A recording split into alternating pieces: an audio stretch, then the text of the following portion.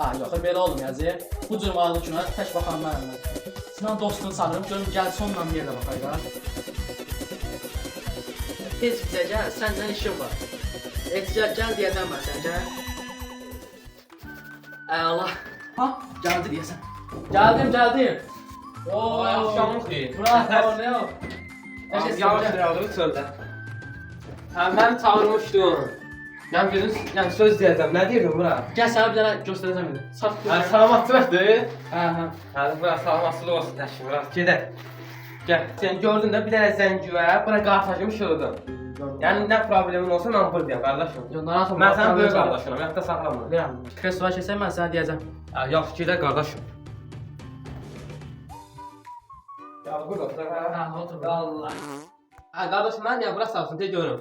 Bax sənə o üçün bura çağırmışam ki, bax bir dənə əla kino tapmışam. Çox qəşəngdir. Mən dedim tək baxmayım, qardaşımla baxım da. Ona görə çağırdım səni bura. Nə kino? Hə. Yoxsa mən kinoya görə gəldim bura. Mən gedirəm. Yox, sən canım otur. Nə şəkdə yaşından başından atır, hə. Ha, mən deyildim qaqa. Heç nə mənim sənə sözüm yox. Nəysə yenə kino. Ay, bura deyir kino bax, mən kino baxıram. Elə bir şey olmayıb. Bax belə şey olanmaz da kinoya otur bax. Qaba bir maraqlı kinodur. Qoşun bax bir dənə. Qoş.